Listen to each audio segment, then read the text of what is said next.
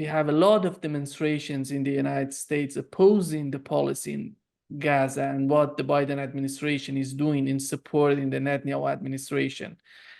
And in your opinion, some people are comparing these new movements on the part of students to the movements in 1968 in the United States against the war in Vietnam.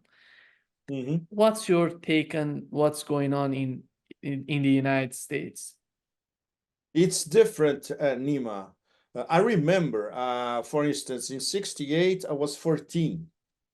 I was living in Brazil, but I was following what was going on in the US very closely for musical reasons, of course, because I was following the music of the time. And of course, I started to get deeper into the war in Vietnam by starting to read some select authors. And of course, the student protest movement that basically started in Berkeley. And in fact, my dream at the time was to study in Berkeley afterwards. In the end, it never happened. And this was essentially marked by what I remember from as a young teenager, looking at my elders and how they were protesting the Vietnam War. Now it's different because it's much more serious. This is not a protest against the empire per se. This is a protest against the Zionist project. And this is instilling the fear of, of the 9 circles of hell, to quote Dante, into the American establishment. Because it's not only the fact that this administration and many outside, or the Beltway in general, Virginia, Maryland, and Washington, they, not to mention New York financially, they support genocide in Gaza, but they are questioning the Zionist project per se. And that is, as we all know, an absolute no-no in the US. And that explains the police treating criminalizing student protests, which is something unbelievable. How can they possibly spin that when they spinning all the time that America is the biggest democracy on earth, human rights, all that crap? You know, this is unspinnable. And you cannot unsee students in the big American universities, in the whole Ivy League, being criminalized by police because they are involved in a peaceful protest. So, you know, the reverberations in the long term are going to be quite something. Don't forget that these will be the future elites of the US in most of these universities. And this experience for them is clear. It will mark the rest of their lives, like the student protest movement in American University in the 60s marked many of those forever, you know. Now you're protesting, in fact, the system as a whole. You're protesting the interconnection of the current rules-based international order controlled by the hegemon, of which Project Zionism is an absolutely essential plank. So, you know, these guys with the brain running the show, Nima, they did their math and they say, wow, what are you going to do now? And okay, the only answer, as we can see, is repression and criminalization, or, you know, approving a bill where you simply cannot criticize anything about Israel because you're instantly anti-Semitic, and you can go to jail in certain cases. This is their response, which proves once again the degree of cognitive dissonance of all these people, irrationality, to go even deeper, and the fact that strategically they simply cannot understand that the whole system that they built since 1945 is collapsing in front of their eyes, simply because they could not sit down with the major representatives of the emerging new world, for instance, Russia, China, and Iran. Okay, let's try to understand the new world. We're going to be we're going to cooperate, we're going to be partners, everybody's going to be a player, etc. But for that, they will have to abdicate the role of being the hegemonic power. And this, as we all know, is anathema for the people who run the show. And that's why we are in this mess. And that's why there are no easy way outs from our mess. And that's why they flirt with the idea of a war to really reset the whole system. And that's our main danger, starting now, in fact. You talk about Iran. I think how Russia and China help Iran and Saudi cut a deal was a masterpiece, I think. It was Yes. so amazing. That was so crucial for the Middle East. And how they could do that, it was just amazing to watch it, because after years of conflicts between these two countries that are so, they have a lot in common. They have to get a path to get along with each other. And finally, we see Russia and China doing something crucial to that region. And how Yes. did it work out for the conflict in the Red Sea with Houthis? That Saudis were fighting Houthis before, and after that, when the United States decided to go to fight Houthis together with the United Kingdom, Saudi said, no, we are not going to be part of this operation in the Red Sea, at least officially, because they knew what's going on. I think, in my opinion, these Arab states are still afraid of Washington and the power they have in that region, because their economy is so much important for them. They put in their economy at the first place, and they're thinking about being Muslim, being an Arab, what's going on in Gaza. It's the second, third, fourth place for them. But this deal that China and Russia cut between Iran and Saudi was so crucial. How do you see these new changing in the Middle East, considering Iran and Saudi Arabia? Wow, it will be at least 1 hour to answer your question properly, Nima. Okay, let's try for a shortcut. This was initiated by Russia. Russia started talking separately with Saudi Arabia and Iran. So this went on for quite a while. It was via Oman, especially, sometimes via Baghdad. Then one day the Russians think, okay, maybe they're ready to sit down at the same table. So they put Saudi Arabia and Iran on the same table with Russia as hosts. So it went down very well. So while they were talking, the Russians picked up the phone, they called the Chinese, they said, look, we have something for you. We got these two together, they are on the same table, they are ready to clinch a deal. So we send them to you, and they clinch the deal in Beijing, and you show the deal to the rest of the world.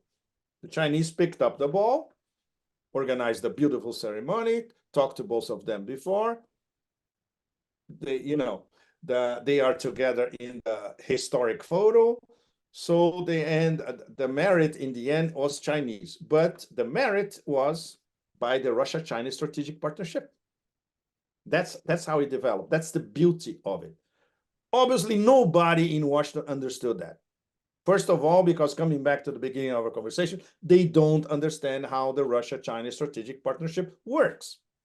Okay, then now that we have Saudi Arabia and Iran together, the Russians and the Chinese were thinking, okay, we need to expand BRICS.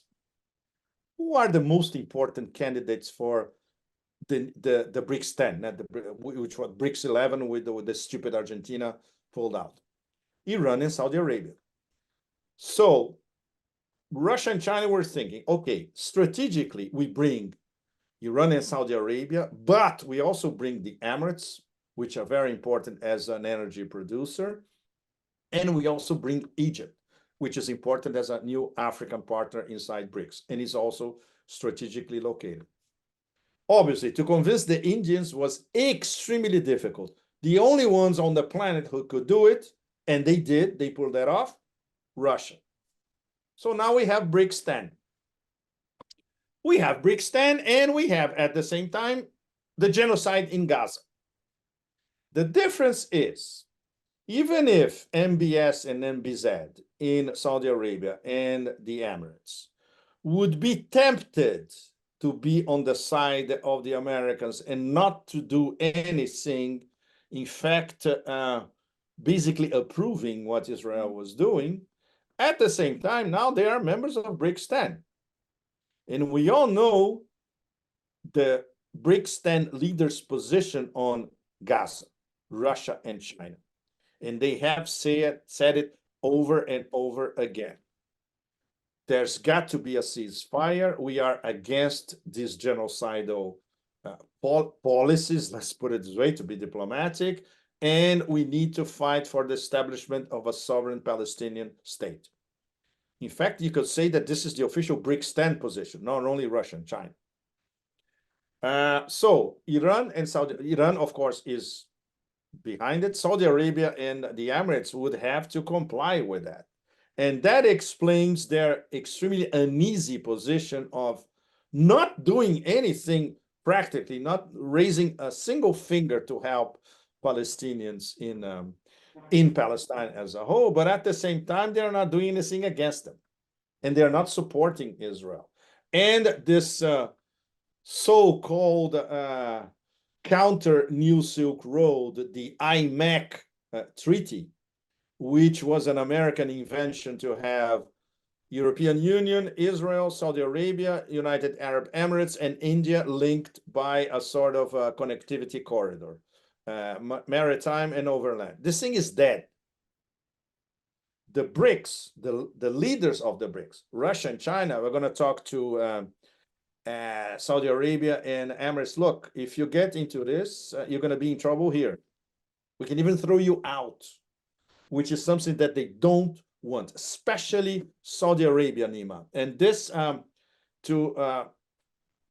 let's say, the clincher to this conversation, during my latest intel agency scandal, where I was right in the middle of it, I got a parallel confirmation that the relationship between Saudi Arabia and China now is unbreakable. For many reasons, one of them is the inevitable coming of the Petro yuan, maybe in the near future. The fact that the BRICS, in their conversations about de-dollarization, they have to convince Saudi Arabia to be in coordination with BRICS. But there is a personal element of MBS owing a huge favor to China. So when I learned that, and I say, this is the missing piece, in fact. And this explains why Russia and China are confident that whatever they come up in terms of the next avenues towards de-dollarization, they're going to have Saudi Arabia support. Iran is obvious. And if Saudi Arabia supports it, the Emirates will also support it. Don't forget that MBZ was the mentor of MBS. So if MBS does something big like this, MBZ, he will talk to MBZ first. MBZ is going to say, yeah, makes sense for all of us. The future is not on the West. The future is in the East. Let's do it. So, so this is how the game is being played on the bigger picture concerning Israel, Gaza, and the ramifications of what's going on in Gaza, and how the BRICS as a whole look at what's going on in Gaza. And they know that it can be a game changer for what they want to do, because they are supported by the global majority, BRICS 10. Everybody wants to become a member of BRICS. It's over 40 nations and counting every week. Lavrov told us, when we met Lavrov in February during the multipolar conference in Moscow, he told us, look, for the moment, we cannot bring all it's impossible. First, we need to make the new members comfortable inside BRICS. How cool is that? This was Lavrov sign language, code language, saying, look, Iran, Saudi Arabia have said everything that we do, they will agree with what we're doing. This is extremely important. And at the same time, the Russians have to manage the internal conflicts, for instance, between India and China. Russia manages in China, inside BRICS. They have to manage the fact that Brazil is a mess. The government in Brazil at the moment is a mess. So they have to understand where the Brazilians are leaning, who they talk to, etc. It's an extremely complex situation. But on the Saudi Arabia-Iran level, they seem to be quite confident. And China is also confident that their relationship with Saudi Arabia is absolutely first class. So, this answers your question more or less. There are many levels of complexity within the BRICS, how the BRICS are working and how they have to come up with something really bold this year, because this is the year of the big decision. Because Russia is in the presidency and Russia is leading the agenda. And everybody knows where the agenda leads to. Real multipolarity in every level, not only geopolitically, but especially geoeconomically. We had two conflicts since the main conflict in Gaza started.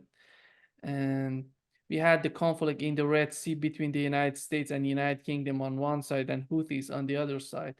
And after that, we've seen that Israel, besides attacking Gaza, is attacking the Iranian consulate in Syria.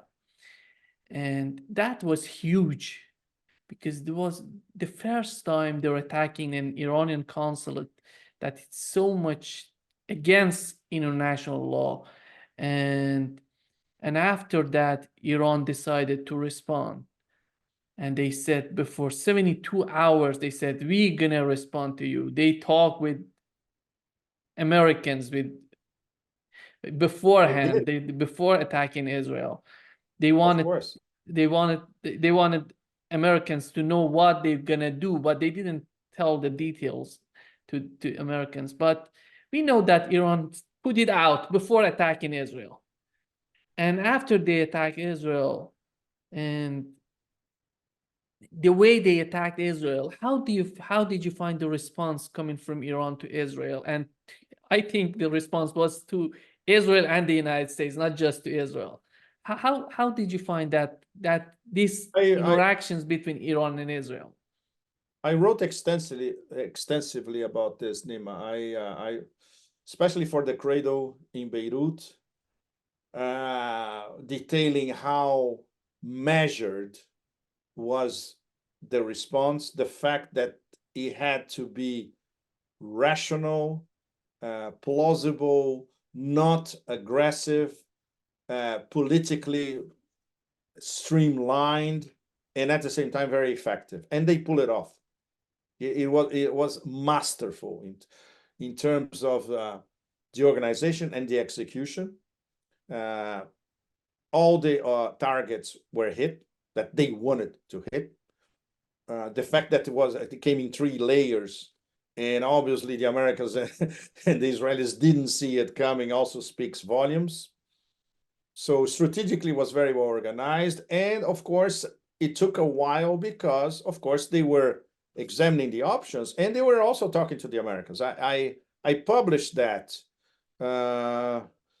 William Burns was sent.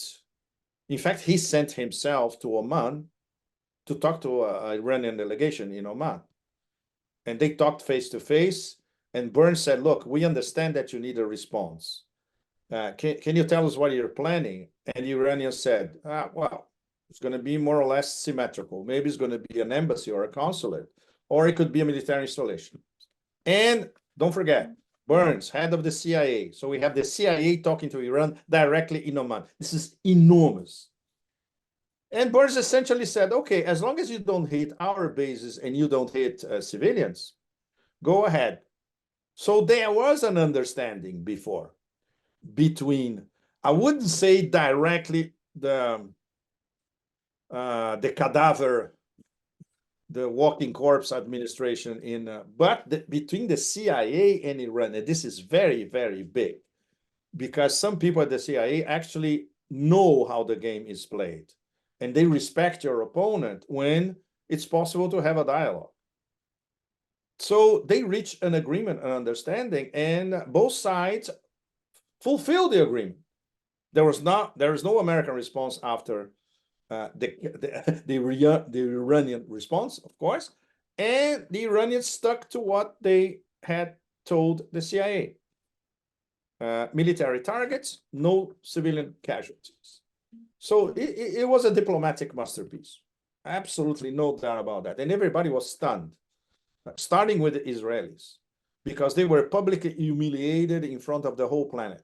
When you have 9 Iranian missiles hitting the targets that they wanted to hit inside 2 overprotected bases in Israeli territory, this is a major humiliation. And then everything that happened afterwards, but then we would need a whole day to go through it. Yeah, because I remember you published on your Twitter that Israelis wanted to attack Iran by nuclear bombs. And I talked No, with... no, no, please don't. Let's not go into it, Nima, because this matter for the moment is closed. I made it very clear. The Yeah, judgment about this information, which is confirmed by 2 high-level intel agencies from 2 different Asian countries. This is extremely important. The facts will prove if this information proceeds or not. So we will only know about this, I would say, months from now. I was discussing this with my dear friend Alistair Crook. Alistair told me exactly the same thing. Look, it's good. You put the matter to rest. Let's see in a few months what happens. And then facts on the ground will partially confirm the information. Because the key about the information, Nima and all of you, is that the details don't match and many of them don't make sense. But the message does. And the way they leaked this information, they wanted people to pay attention to the message. So obviously, fog of war, they enveloped the information with, for instance, the impossibility of provoking an electromagnetic pulse consequential explosion 15 kilometers above sea level. No, it has to be at least 200. Anybody who knows physics who knows that. One of my friends, one of the top physics in the world, in fact, formerly with the CERN in Geneva, he sent me a detailed explanation of how this would work. But the key point, and it took me a few days to actually understand that, what they were trying to do is to send a message. And obviously this was packaged in I would say, an extremely explosive way that can be deconstructed, but the main message is still there. yeah. We know that in this attack, when Iran attacked Israel, Jordan was helping Israel. And oh yes, they were helping, in fact, to strike drones with Jordanian-based missiles. Absolutely. Can you imagine? I can imagine the reaction of the Arab street in Jordan, which is basically Palestinian. They look at that little king, that pathetic little king, and they start imagining that he deserves a sort of Mussolini ending, hanging from a public square. He's a traitor. It's hard not to define him as a traitor, in fact. because at the same time, we see that he does nothing for Palestine. Unbelievable. Exactly. Exactly. Yeah. And we know that in the aftermath of October 7th, the government in Israel, Netanyahu and his administration, were talking about, we want to destroy Hamas. And we are in this conflict in Gaza more than 6 months. And you see they're killing civilians, kids, women, and by the information that they have provided us with is something like 11% of Hamas, they're saying that was removed. And it's a total disaster when it comes to their strategy and how they were implementing this type of strategy, if there was some in their mind.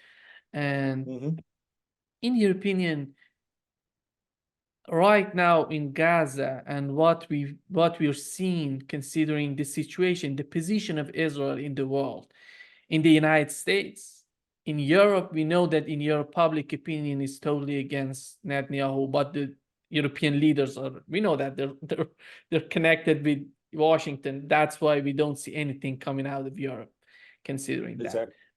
And here in South America, people are against this type of policy. And in the Middle East, hugely Middle Easterns are in favor of Gaza.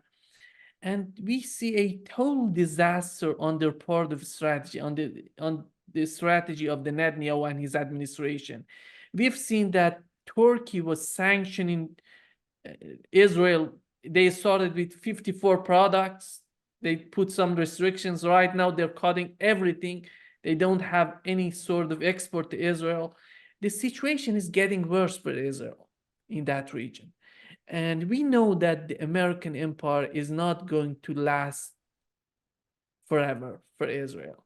And at the end of the day, everything is changing in that region. But at the same time, you see no understanding on the part of Netanyahu and his administration in what they're doing in that region, in killing these people. It's unbelievable. How do you see the current situation in Gaza and the strategy of the Netanyahu and his administration, and mostly Israelis, because 78% of Israelis are supporting what Netanyahu is doing in Gaza. We're not talking about Netanyahu and his administration. The official policy of Israel in Gaza. There's no strategy, Nima. It's the project that they wanted to implement since 1947, 1948. Exterminate the Palestinians, expel them, kill them, by any means necessary, possible, impossible, and unfeasible and absurd, which is what's happening now. We are maybe on the eve of a genocide within a genocide, which is what could happen in Rafah. The first genocide, they already perpetrated the first genocide with no tangible results for them. They lost in North Gaza for all practical purposes. They may lose in the rest of Palestine for all practical purposes. They did not capture Hamas leadership, period. They won't exterminate Hamas. They lost any hint of support all across the global majority, 88% of the planet. Israel, for 88% of the planet, is a bunch of irrational murderers, period. And history will be unforgiving about that. So what's left is the empire and the vassals in Europe, supporting, condoning, and even approving the genocide. With everything that happens from now on is still the empire and the vassals in Europe supporting them. The problem is not only this particular government full of lunatics in Tel Aviv. No, this is, I would say, an illustration of the bigger issue, which is the fact that all of these so-called leaders in Israel, since the formation of the state of Israel, they are biblical, psychopathological genocidals, period. All of them, with no exceptions. Sharon was even worse than Netanyahu. People don't remember Sharon. And of course, when you read the best sources on everything that came from, let's say, the prehistory of Hebrew civilization all the way to Project Zionism, it's very easy to understand. If you read the Old Testament, if you read Deuteronomy, it's all there. The notion of chosen people, chosen tribes, we are better than everybody else, all that crap, it's all there, and it's very well documented in several languages, several good studies. And Project Zionism is, let's say, the culmination of this project, this long-term project. And of course, Eretz Israel, Greater Israel, which is still their wishful thinking. And unfortunately, the original inhabitants of Palestine are still there. So they have to get rid of them, whatever it takes. And now we are at the whatever it takes moment, which is a mix of genocide, mass famine, extermination, expulsion, you name it, condoned by the so-called leader of the rules-based international order and the vassals in the West. So this is a clear case of the West against the rest, but it's not the rest. It's the planet against the minority West. This is the real narrative. We have the global majority looking at the genocide in front of them, and they are against the minority that is supporting and even helping directly and indirectly, and even legitimizing the genocide. So, and that's what makes it so larger than life as a problem. It's bigger than any one of us. It's enormous, and it's I would say this is a major crossroads of civilization as a whole. One of the key questions now, if not the key question, is what will it take for, let's say, a combination of a congregation of civilization states, or for a congregation of world powers, to stop the genocidals for good? It's a very, very serious question. Nobody has an answer for this, apart, of course, from total military defeat, which is very, very complicated because they have nuclear weapons. And obviously, if they feel cornered enough, they will release their nuclear weapons.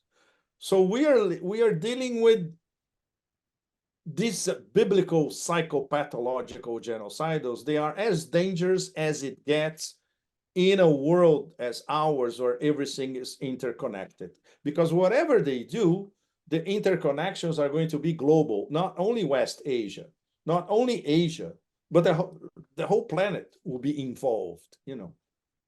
And worse than that, the fact that what they did already, these 6 to 7 months, and they got away with it in practice, it's even more mind-boggling.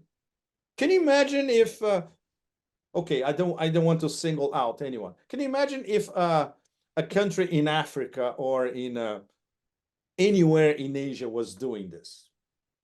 What would be the repercussion? Can you imagine if Russia was doing something remotely similar? What will happen? But they can get away with it. Everybody know. I don't have to spell out the reasons. All of us know the reasons, huh? Including the fact that we cannot talk about the reasons. Otherwise, we could even land in jail, all of us. So that's what's so worrying. It's for all of us, it's a feeling of impotence and rage. And the fact that, okay, what does it take to teach a lesson these people will never forget? We know that Xi Jinping, just in France, he was talking about the solution in the conflict in Gaza. He said that a Palestinian sovereign state would be the solution in for the conflict in Gaza. We know that Russia has the same policy in Gaza. Yes. And we have two-state solution. We have a Palestinian sovereign state, and Iran is totally, I would argue, Iran has done everything at his hands to help Palestinians. But at the same time, we don't see some sort of unity in the Middle East between Iran, Arab states, Turkey, to putting the maximum pressure on Israel. We don't see any sort of this type of behavior on the part of Middle Eastern countries. Irreconcilable. Let's go straight to the facts, Nima. It's something that I discussed with Alistair in detail, and he has written about that in detail as well, and within the larger picture. The two-state solution is dead, totally dead, and it won't be resuscitated like in a cheap, trashy Hollywood movie. So there are two possibilities only. Either is going to be a Palestinian state, or it's going to be a Zionist state. The whole planet wants a Palestinian sovereign state, no question. 88% of the planet, at least, will completely reject a Zionist state. But what happens next? Is anybody going to invade Israel? Is anybody going to bomb Israel to smithereens, considering that they have nuclear weapons and they will retort with nuclear weapons? Is anybody going there and expel Israel somewhere else? For instance, Patagonia in Argentina. There are already informal discussions everywhere that if the Zionist project flounders, collapses completely, their plan B would be, let's go to Argentina. Well, at least they would leave Palestine for Palestinians. And I'm sure most of the global majority would support this development. But coming back to realpolitik, there are only two solutions: Zionist state or a Palestinian state. It's absolutely impossible to expect anything rational coming from whoever is in power in Washington, because this is a consensus among the American establishment that Israel is our aircraft carrier in West Asia. This is not going to change, probably ever. And from the part of the rational actors, Iran, closer to Iran in West Asia, of course, and Russia and China behind. Coming back to the end of our last interaction, are they going? What's going to take for an international force to go there and teach a lesson to Israel? It's something that we cannot realistically expect to happen. First of all, because China has much better fish to fry, better in a sense that much more important fish to fry than a war in West Asia. And Russia, when you talk about this in Moscow, they say, look, it's not our war. Our war is Ukraine. Our war is NATO on our borders. So this is a West Asian war. It will have to be decided by West Asian powers. The problem is these West Asian powers have to fight not only Israel, but the hegemonic power. And that's what complicates things to a level that is beyond our comprehension. So it is insoluble as a conflict. It's not a conflict. It's now it's hot war and genocide. It's insoluble. And we are veering towards what this current government, and Netanyahu knows, if there's no war, he goes straight to jail. He's finished. So he wants to prolong this war indefinitely. And all those genocidal murderers, lunatics in his cabinet, they agree with that so-called strategy. This is not a strategy. This is a short-term tactic to prevent a government from collapsing and from the leader of the government to go to jail. There's nothing strategic about that. They don't even know, assuming that they got all their goals, how they would administer or manage Gaza. They have no idea. Nothing. Plus, their army facing real combat, they suck. They're incapable of facing a real. If there was a real army on the Gaza side, the IDF would be decimated. The only thing that they know is to kill women and children with missiles. They excel on that. But this is not war, and you're not going to win a war going like this, So it's like a concentric circle of insoluble problems altogether, everywhere you look at it. The only reasonable solution would be if we had an hegemon administration that would pick up the phone and say, look, that's it. It's over. You don't have one penny, one a missile more from us. Sit down and let's find a solution. Let's have a ceasefire. And now we have to work all together at the UN to establish a sovereign Palestinian state. This is not going to happen, period. We all know that. Just look at the votes at the UN. Just look at who controls the UN. Just look at the fact that the BRICS look at the UN. They said, look, this thing stinks. We don't need this anymore. Let's build our own UN. the expanded BRICS of the future will be the new UN. So that's where we are, Nima. It's a dead end. It's like you are in a Ferrari. You see the wall in front of you, and you don't have enough time to brake.